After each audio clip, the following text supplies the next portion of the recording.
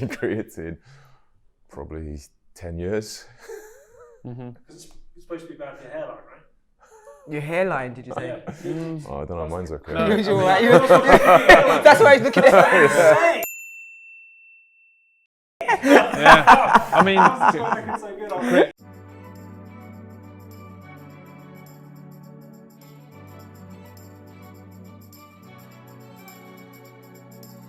hi guys, Ruben Tabares here with Minboso, and I am joined by Phillips and Andrea Corbett. We are here in Manor SW1 to interview these great athletes. Why don't we start with ladies first? Andrea, why don't you tell us a little bit about yourself, who you are? So thank you. My name's Andrea Corbett.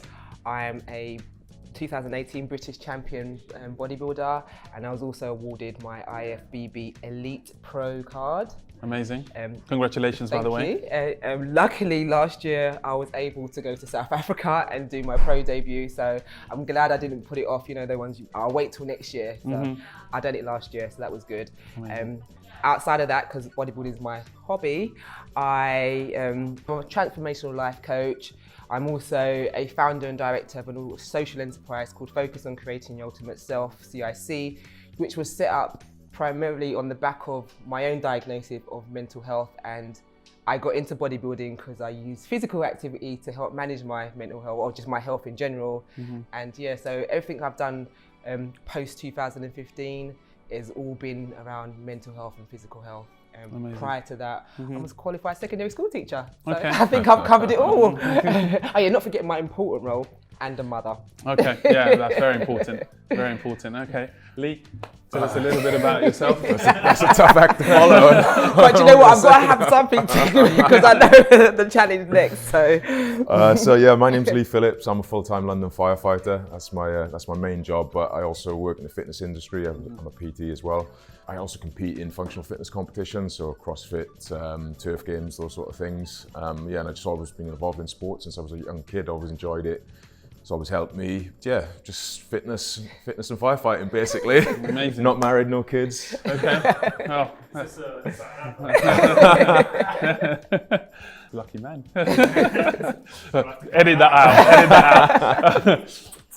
Okay, so you were obviously very active when you were young. You played rugby and basketball, I believe. You represented Wales in basketball. Yeah, I did. Two different sports. You like them both, or you chose more than the other? I come from South Wales originally, so obviously rugby is a big sport. You know, it is the national sport, so I played that. But the era I came from in Wales, basketball was also quite big as well. And my stepdad, he used to coach basketball, so that's sort of how I got in to the basketball. So yeah, two different sports, but they sort of complemented each other quite well. And yeah, I really enjoyed both of them. Andrea, you played sport as a young? No. So my sporting career started in 2015. Okay. Yeah. So before that, you'd never done sport. I always say the closest I got to sport was taking my son to football. Okay. And he's now 23, so there's none of that for me. So yeah, this is my time. So no sport for me. Okay. It's interesting because did they not make you do sports at school? Whether they made me. Oh, you didn't want to do it. You always found an excuse not to do it. I peak it. Okay.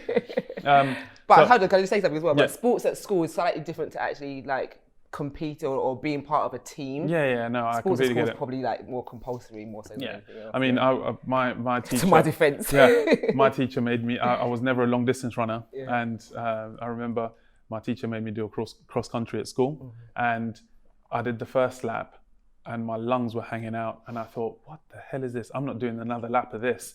So I hid in the bushes, and then I joined the lead pack and out sprinted them. And my PE teacher looked at the time and said, my God, that's really good. So he entered me for the English Schools Cross Country Championships. And I finished 77th out of 300 people. So yeah, never did that again. So no, I get it. You said you compete in the CrossFit Games and the Firefighter Games. Not the CrossFit Games, Okay. not quite at that level. But I compete in the World Police and Fire Games. Okay. So it's like the sort of Olympics for firefighters and police officers. The events vary from stuff like the CrossFit Games? So there's a CrossFit competition within that games, and there's loads of different other events like track and field, weightlifting. So pretty much like the Olympics, all the different sports you can think of, they have within that games. Okay. Yeah, because I was watching the CrossFit Games the other day, and I saw that they have to, some of the stuff they have to do, like walk on their hands and stuff. I thought I could do some of the stuff, especially when it comes to lifting. I was always pretty strong. I spent 17 years doing strength work and stuff, but that's like, different it's skills. Extreme, yeah. That's what I quite like about it, is there's always something new to learn. Yeah. And like handstand walking is one of the things I'm not very good at, so that's something I'm always trying to practice, but it's just extreme. it's a new challenge. So Andrea, tell us a little bit about how you got into bodybuilding. So I got into bodybuilding in 2015. So as I mentioned in the beginning, I was diagnosed with a mental health illness. Had no idea what the facts are around mental health, but my doctor did say to me, you know, go to the gym or use some form of exercise, and didn't see how the two connected. And I was like, so you're telling me I've got a mental health illness, are you also telling me that there's something wrong with my weight? Or because that's what I associated physical activity with. So I joined the gym, and luckily the gym that I had joined up to, it was like a bodybuilding type gym, and so there was people there that were competing, and I was seeing that they were there every day and they were happy, and they were very friendly and able to talk to them. And I said to myself, you know what, this is something that I need, because at that time I was off work on long-term sick leave, and I needed something to keep me occupied. I needed something to help me get out of bed in the morning and give me that encouragement. And that, for me, was what the gym was. So I call it my safe haven. Yeah. And it really did help my mental health. I didn't understand what endorphins were. I say this all the time and I make myself sound really stupid, but I'm going to say it anyway because somebody else might have the same thoughts. Like when the doctor said that it raises your endorphins, I was like, something else you want me to take? Like, what is this? Like, I really didn't understand what it was. And obviously I've learned over time exactly what it is now, and that's why I promote it so much. So physical activity, and it doesn't have to be the gym, it doesn't have to be bodybuilding. In fact, that's why I say focus on creating your ultimate self. Find what works for you, and do that. Yeah, I think I was listening to Rio Ferdinand talk about his personal loss, and he was saying that he was seeing all different kinds of psychologists to help him with his grief, and nothing really helped apart from going to the gym and beasting himself. And that's how he got through it. And a lot of people now with this lockdown and everything that's going on find that if they just start training, they feel better about themselves. So I completely, I can relate, because when I was 19, I was ill. I was in bed for about 2.5 years, and I couldn't train. Because I couldn't physically get out of bed, and that made it even worse. And you've gone from starting in 2015 to being where you were in 2018. Is that when you competed? No, so I've competed. So in 2015, I actually won the UKBFF national championship, and then I was entered into the amateur international competitions. And at that time, I actually didn't know that until this day actually, that I've been the only women physique competitor to actually represent the UK in their amateur international competitions. Well, congratulations again for that. And I actually kept it a secret that I was going to the international competitions because I didn't know why they were sending me. So I didn't realise it was because I won the nationals. And so that's how much of an amateur I was, and didn't really know what I was doing in bodybuilding, but just knew it was something that, one, I enjoyed, two, it helped me with my mental health, it helped me with my nutrition, it just helped me daily. And amazing. Lee, and can I just also add as well, during the lockdown, obviously I couldn't train as much as I used to do, so I took up walking. Okay. So getting out into the fresh air and out into the open and just exploring and finding things in my area that I didn't actually know. Walking's tough, trust me. I know. Yeah, walking's really, really tough. I spent my life being a sprinter, so didn't really walk much until I started going on treks during lockdown, and it does really get to you. Yeah. No, especially when you're not used to it. Yeah, exactly. So getting used to the walking, and then it actually helped me in my staying trim, because you're keeping active. You don't realise how comes I'm still, but it's because the hour walks that I was doing every morning was actually some form of exercise, and that's what people don't understand. I even had some people ask me, "Why are you not jogging?" Because I want to just walk. Is that okay? I always tell people when they ask about jogging, I always say we're designed really to walk or sprint. Yeah, the jogging bit in between is really, really, it's not how we're designed and that's coming from a ex-runner. So Yeah, fight or flight. yeah, exactly. Exactly. So Lee, mental health.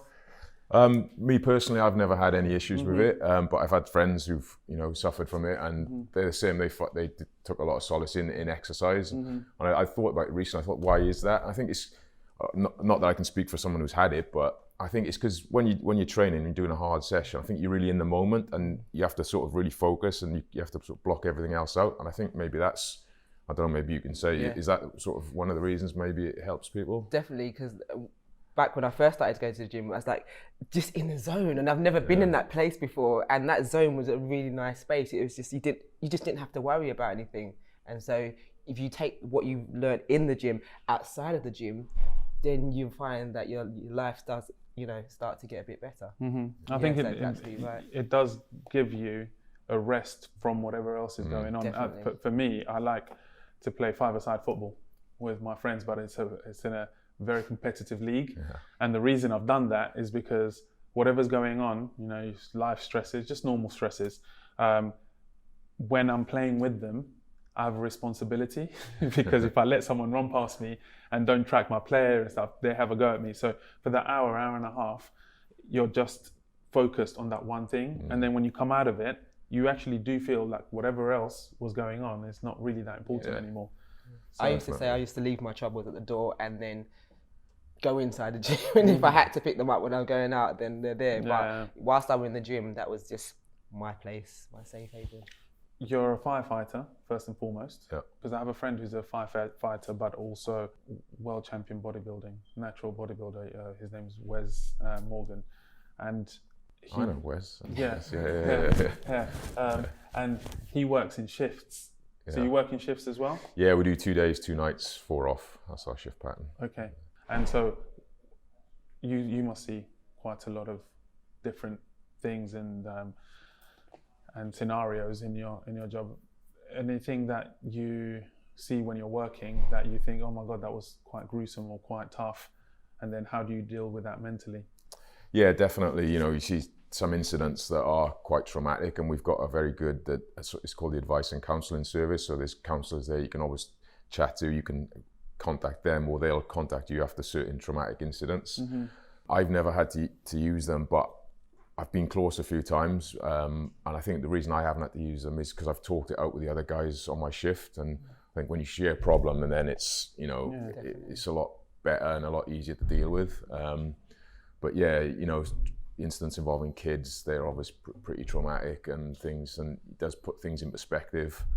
When you attend incidents like that, you realise how lucky you are. So it makes you think you're fortunate, I think. Yeah, and so when you say you talk to your buddies at work, do you find that that's enough, or like you said, there's an advice service that you can call up on? And yeah, I think for me, it's so far it's always been enough for me. But it's good to know that is there if I did need it. If I wanted some more professional help. But guys use it, and I think now it's become more acceptable to use it, because in the past it was like a macho job. You don't need to go and see all that. But especially after Grenfell, we were talking about Grenfell earlier. That was a very, very traumatic incident, and I know a lot of guys that have had issues post that and have sought professional advice, and it's not like you're being weak for seeking that advice. It's you're doing the right thing to help yourself. So. Yeah, I think that, like you said in the past, with jobs like your job, you're almost expected to, whatever you saw, whatever you went through, as soon as your shift is done, then that's finished. But that's not the reality of it, is it? So you can't just block stuff like that out, because it will always come back to you. You've got to deal with it, definitely. Training. When you're working, do you still train? I do, yeah. It depends how busy my shifts are. We have a gym at the station, so I'm quite lucky there. We can train at work. But if we have a particularly busy night shift, then the next day, so as I'm sure you appreciate, training is quite tough on lack of sleep. So it might be a lighter session after a night shift, but I'll generally do something, whether it's just moving, maybe some mobility, just get the heart rate up a little bit, but it won't be a hard session after a busy night shift. Do you periodize your training? So do you do like strength work, power, strength endurance, power? Yeah, so because I compete in sort of functional fitness, it's yeah, I feel like I have a strength phase, I have an endurance phase. It's all sort of pretty periodized. And then as you're going into competitions, you then you sort of taper off towards the competition, and hopefully you've done enough. Yeah. About you, Andrea, I know that bodybuilders off season, you try to get bigger, right? Well, yeah. And then you lean off and go into competition. So what kind of phase are you in at the moment? At the moment, I'm back into phase 1 learning phase because I've changed my diet. Okay. So now I've become a vegan. So I'm looking into how that affects my training. So at the moment, I'm in the off-season stage. I've been in off-season since last year, to be fair. But I haven't trained properly. But when I do train, it's, a body part. So, for example, back, shoulders, or hamstrings. So at the moment, I'm working on my hamstring, my lower body. So yeah. Okay. Why did you decide to become a vegan, seeing as you mentioned it? I had a competition last year, September, and when I came back, I just couldn't eat the foods that I would normally eat. And in general, what kind of foods were they building in? No, that's fine. Like the fishes, the eggs, chicken, and the boring stuff, chicken and broccoli. Chicken and rice. I actually could live off chicken and rice and broccoli for like forever, but obviously not no more. But I just came back and just started to eat bread. Okay. And so I thought, bread is not going to be very nutritional for me. So then I looked into becoming a vegan or at least plant-based. And I had looked into it years ago, but was under the illusion that because I was a bodybuilder, I couldn't do that, and I need to have this and I need to have that. But I'd done my research and I found that I could be a vegan, and so that's basically why. And do you feel good on it? Oh yeah. How long have you been on it? So this month marks a year. Okay. Yeah. So, okay, amazing. Yeah. So now the training program is okay. What foods can I eat that are high in protein, low in? You say you got to do all your macro working out. So I'm still in that stage at the moment. Yeah, I have green juices every day, and someone said, because I do fasting. I've always done fasting. I do intermittent fasting. Yeah, I've fasted since I was about 18, 19. So I'm not going to say how long that is. No, I'm only joking. I fasted for about 22, 24 years, something like that. And the reason for that was because if I ate and then went training, my sessions were always very high intensity, being a sprinter, like a 400-meter hurdler. So if I'd eaten anything, even 4 hours prior, I'd throw it up. So I just stopped eating, and then I'd try and eat after my sessions. Did you fast every day? Or? Yeah, I still fast. Okay. Still fast, just because that's what my body got used to. Yeah. And even now, I can do whatever if it's a massive session, I still can do a massive session, and eat afterwards, and I still have the energy to do the massive session. The only difference is that, like we were talking about before off air, the recovery takes a bit longer. So when you're an athlete, you think, right, I've trained really hard. I need to train again really hard tomorrow because there's a goal coming up. And if I could go back and speak to myself, I'd just say, you don't need to train that hard. You can get away with training like hard 2-3 times a week. That's it. Yeah, and then the rest of the stuff is just you do other stuff. And then your body would pay you back a lot better than it used to. So gives you time to adapt and exactly. develop, definitely. So that's what I'm doing now. So with my training, I'm not going in hard. I'm just easing myself back into it, and just now I'm not got the anxiousness of I've got a competition. I can now just take my time and hit some. I'm actually got a notebook now. I'm in the gym writing down. So that's how deep I'm going this time, to really understand what it is I'm actually doing. And everybody, I've spoken to so many bodybuilders, and what always strikes me is everyone has their own unique way of doing things. So years ago, I spoke to a bodybuilder called Dorian Yates. And Dorian was saying that he did strength work, but he concentrated more on hypertrophy.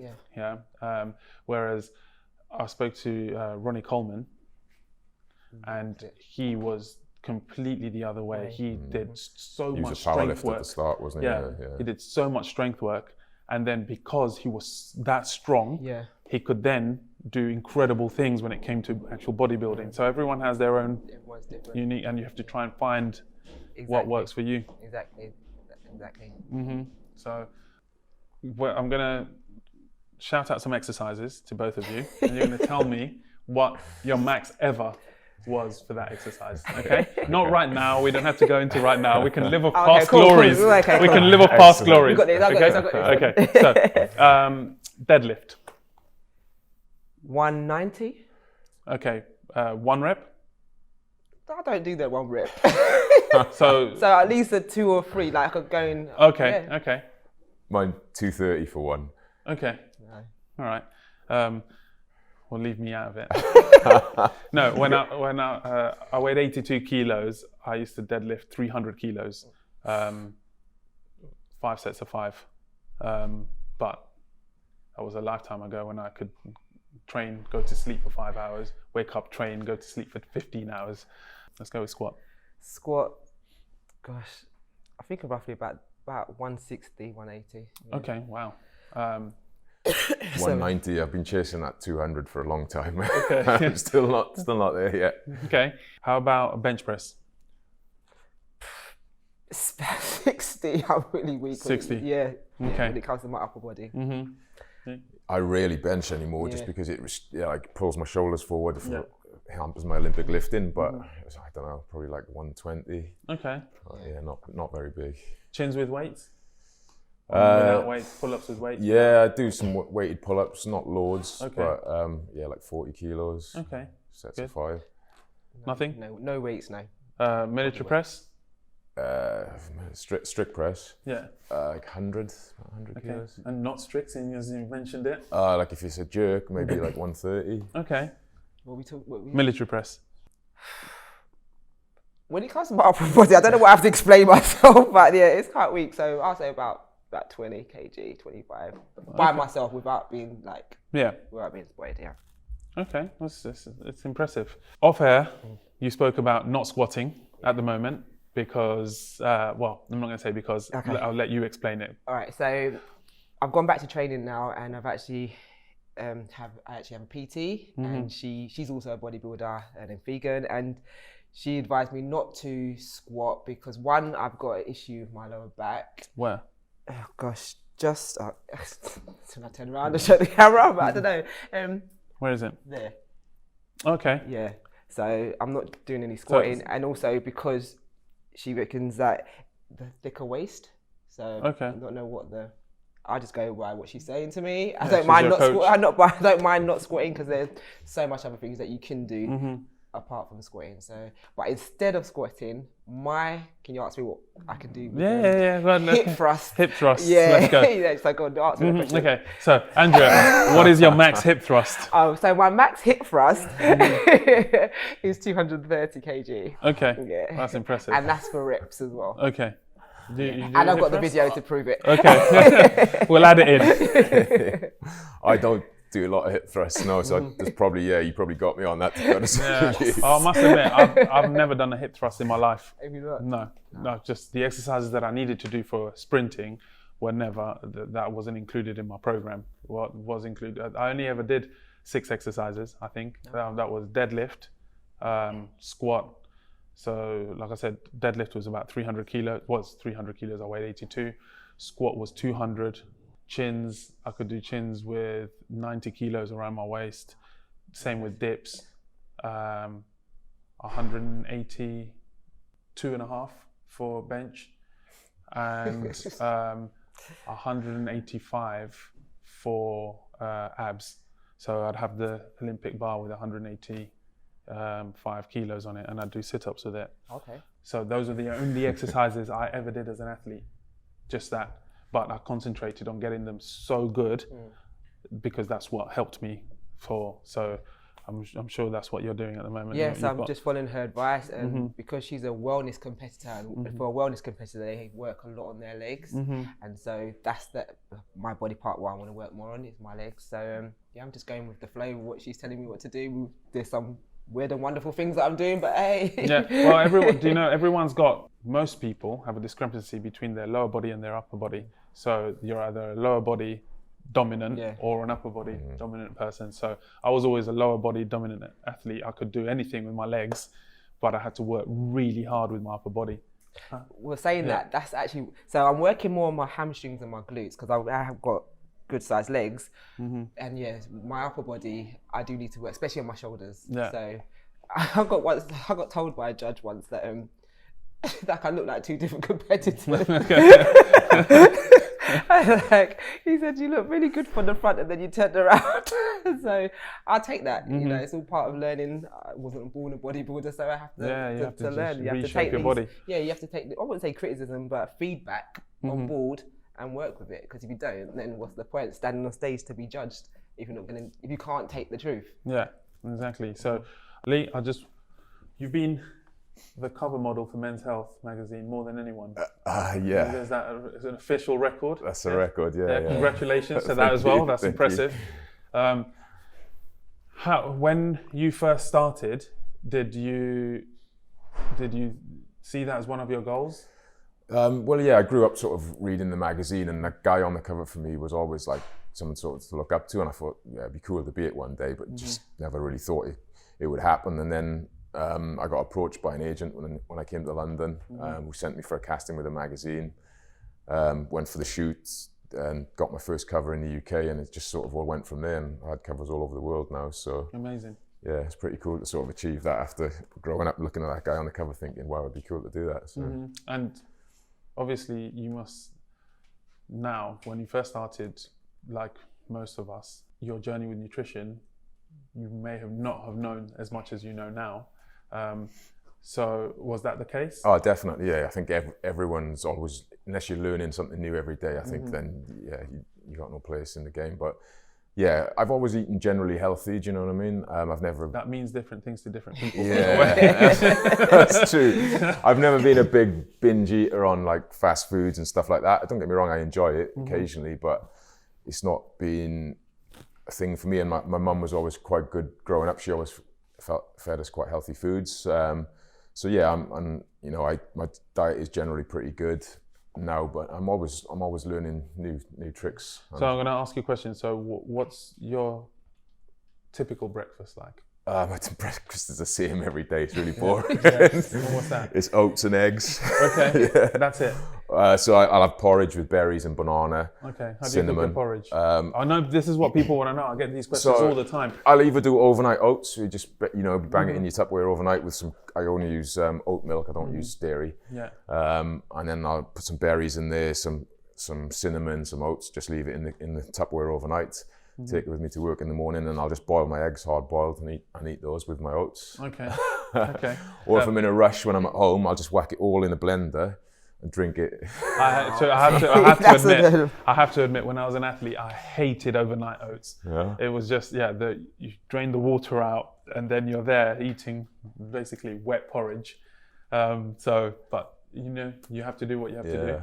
What about lunch? What do you have for lunch? So I'm quite lucky. I use a food prep company in London, and do they sponsor you? Yeah, I do. Let's give them a shout. Come on, Lee. Let's give them a shout. Fresh Fitness Foods. Okay, Fresh Fitness Shout out Foods. to Fresh Fitness Foods. Yeah, they're really good. So I tell them my macros exactly what I want. So my meals for tomorrow, they'll be prepping tonight, and then they'll get delivered to me first thing tomorrow morning. Okay. My freezer bag's on the door with all my food in for tomorrow, and I just don't even have to think about it. It just saves me so much time. It does. And I'm sure when you're in a rush for food and you're not prepped, that's when you make bad food choices. So having that just there without having to think about it, do any prep, go shopping, is just a lifesaver. Yeah. And it saves you so much time out of your day as well. So what do you normally have? So it's a lot of chicken, rice, sweet potato, steak. You can specify exactly what you want. If you don't like chicken, for example, you can have other things. They do veggie options if you're a veggie. Or dinner, similar things? Yeah, similar. Yeah. Ever have dessert or anything like that? They do desserts. I don't have them from dessert. If I'm gonna have a dessert, I'm gonna go for a naughty dessert. I'm all in. Always. If it's a tub of Ben and Jerry's, then it's the whole tub. If you're gonna do something, go the whole way. Yeah, I can't eat like a couple of spoonfuls and put it back in the freezer. Alcohol? I do drink, yeah. Come on, you're Welsh. Tell me something, Lee. Come on. Well, I'm an ex-rugby player, so I used to drink a lot of beers. Not so much these days. The hangovers just get too bad when you get older, do you know what I mean? But I still drink occasionally, but not as much as I used to. Red wine, white wine? It's more wine these days, to be honest, with a meal. Red or white? Red in winter, white in summer. Okay. Okay. So that's what you have to do. That's it's the discipline, isn't it? Yeah. And I've always been a big believer in everything in moderation. Do you know what I mean? Yeah. If you really fancy something, then have it. You know what I mean? It's not the end of the world. You know, as long as the majority of your time you're eating healthy and you're looking after yourself, then it's all good. How about you, Andrea? What do you have for breakfast? Same oats. I make my I make my oats with water. I cook my oats and flax seeds, hemp seeds, chia seeds, some berries. Okay. And that's as exciting as it gets for me. Okay. Lunch. So I have this thing called seitan. I'm sure I pronounced it right. Yeah, seitan. So I have that as my. I like how it's Satan, but you pronounce it differently. No. Okay, Seitan. so go on. You have this thing called seitan. Seitan. Yeah. So that's my protein. My protein foods, and like you say, the sweet potato, the rice. Got into Mediterranean vegetables is my new thing. Mix that with some edamame. Okay. Yeah. So edamame again for my protein, and just on repeat. Okay. Actually. Okay. Yeah. So like I said, I'm still finding my feet with the vegan options. So and what I like, because I'm actually quite a fussy eater. So but before I turned vegan, I was with the chicken and the fish, and because of the mental health, I was also binge eating as well. So, and it wasn't until I'd done a course that I actually realised that binge eating is actually part of mental health illness as well. Yeah. So I was binge eating, which I don't do anymore, thankfully. And I've also, from 2016, so this year, December will be 4 years since I've gone teetotal. So cut out alcohol. Congratulations. Because I said I don't mind disclosing. I was doing that so much, like I was drinking to be happy, drinking because I was sad, drinking because I wanted to go to sleep. It was ridiculous. So it was like, no, something's got to give here, and it was the alcohol. Oh, okay, good. What I'm getting from both of you is you always have the same breakfast. Yeah, when I was an athlete, I used to have the same breakfast. Now I try and spice things up a bit. But one of my favorite things is I meal prepping when I've got the time. So I put like 2 sweet potatoes in the oven the night before, set the timer for 45-50 minutes, and then in the morning the sweet potatoes are cooked, and I just literally hold the ends and the sweet potato falls out. I add some eggs, some protein, some maca, and make myself sweet potato pancakes. Okay. And just fry them in coconut oil. Nice. That's like my treat when I'm not having porridge. I had porridge this morning, didn't have the time. Okay, so how about supplements? Do you take supplements? I do. I take some whey protein occasionally, not every day after sessions, but the main supplement I do take is creatine. Okay. I think that's one of the only scientifically proven supplements to help you with muscle power and recovery. So that's something I do take every day. But other than that, I'm not a big fan of pre-workouts. Black coffee does me. That's it really. How long have you been taking creatine? How long have I been taking creatine? Probably 10 years. Because it's supposed to be bad for your hairline, right? Your hairline, did you say? Oh, I don't know, mine's okay. No, you're right. That's why he's looking at it. Yeah, I mean, you just completely disproven all of these. Well, creatine's an amino acid. So, I mean, one of the first people to work with creatine was Dr. Paul Greenhuff. I think it was at Nottingham University, and they decided to test it out on 3 athletes, which were Limpet Christie, Colin Jackson, Sally Gunnell, and that's why they all became world champions, because they had a 2-3% advantage on the rest of the world who weren't on creatine, and then the rest of the world found out, and then they were like, oh well, we want to take what they're taking. So you're right, it is scientifically proven. It's one of the only supplements that is. You take creatine throughout your whole. Do you load, or do you just take it every day? No, for me, there's different schools of thought on it. The loading phase. When I researched it, what I got from it was that's not really necessary. No. So I take I take 5 grams a day. Pretty constantly. And your water? I drink a lot of water. Yeah. Okay, how many liters of water do you drink? Probably 3 to 4 liters a day. Okay, it's important that people know that, because if you're taking creatine and not drinking enough water, you can run into problems. Yeah, definitely. Andrea, do you take supplements? No, I purchased some vegan protein, but I haven't actually used it yet. Okay. I'm not really fond of supplements. Yeah. No, so I've had a list of like BCAAs and L-glutamine. I take it for the first couple of days, and then it's like. Yeah, it's unless you have a very well thought out plan and a reason for taking those supplements. I always found that as an athlete as well. I was like, oh my God, I have to take these supplements again. Just reminded me, one thing I do take, which I've started taking, the last couple of years, is CBD oil. Okay. And I found that does help me with my recovery. So that's another thing I do take. Okay. Actually. So whey protein and CBD oil. Our creatine and occasionally some whey protein. Yeah. But I think it's generally better to get most of your protein from your meals, and if you grab a protein shake here and there to just supplement, because the clue's in the name, they're supplements. Then they're not going to make you into this amazing physique. It's all about your nutrition, and then you can add little bits and pieces from them, I think. Yeah, and also CMOS as well. I've added to my list, and more B12s obviously because of the vegan. So.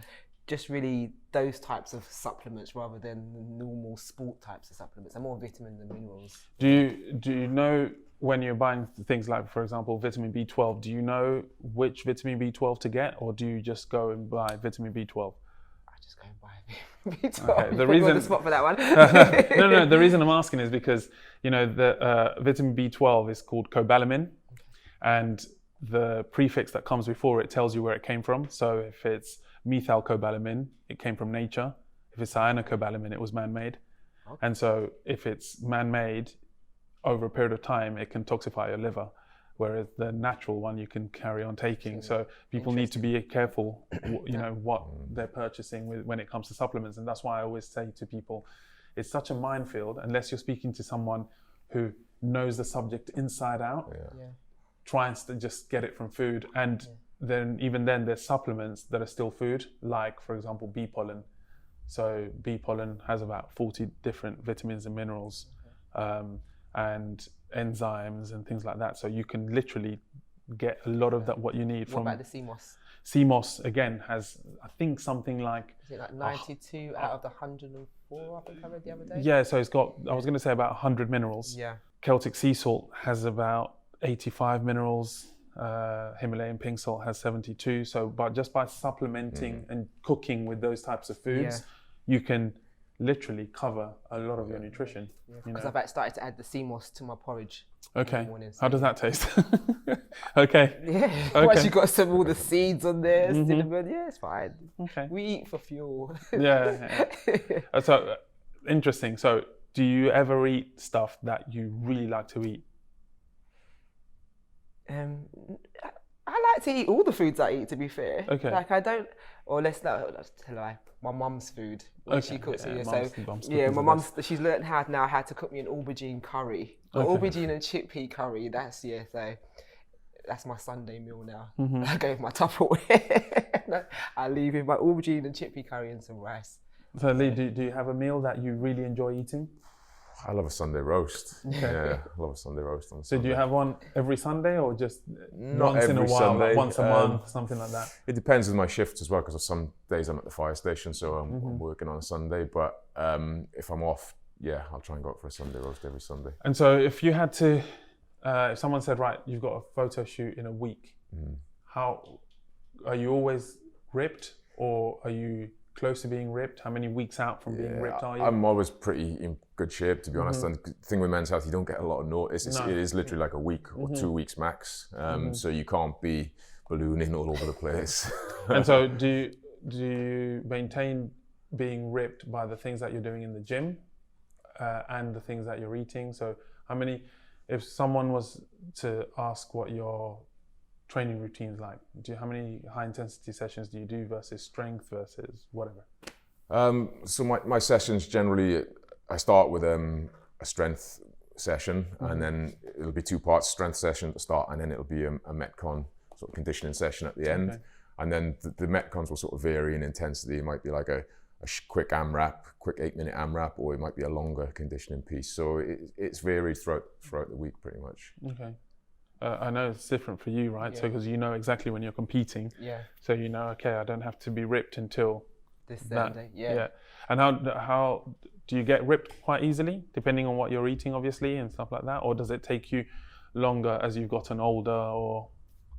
I started when I was older anyway. Yeah. So no, with the terms of getting ripped, like I mentioned before, with the binge eating, so that was a lot that I had to really think about. And I was doing that whilst I was competing as well. And it used to take me a lot of time I used to have to spend a lot of time doing cardio, having to lose the body fat, and it was, But I think now, especially like I'm in a different place and I'm eating different foods, I'm looking forward to my next competition, because I think it's just going to be completely different in terms of obviously like the food and where my mindset is at the moment, and just moving forward. So Amazing. Yeah. Right, guys. So every guest that comes on does some fitness tests, if you want to call them fitness tests, and they are how many chins or pull-ups you can do, how far you can jump with a broad jump, and how many meters you can row in a minute. Yeah, so that's what we're going to be doing next. How are you feeling about it? What the current record? Remind me of the record. Pull-ups, 28. 28. Yeah, pull-ups. I think I'm going to struggle at the pull-ups at my body weight, but I reckon I'll give them. How much do you weigh? 105. At the Okay, moment, so. I weigh 102. It's not fun. Yeah. How about you, Andrea? All right, so maybe I can't do my weight, but as an excuse, not excuse, but pull-ups. I've said this already. That's my disclaimer. Pull-ups. That's not your thing. Yeah. Okay. How about with the broad jump? Do you reckon you can get a good, powerful broad jump in? We'll see how it goes. Okay. Quietly confident. You never know. You never know Quietly what confident. we can do for camera. It's we'll edit it, don't worry. Minboso is all about mind, body, and soul. For more exclusive content, like, subscribe, click on the link below, above. Do your thing. Any questions? Direct message us, and see you there.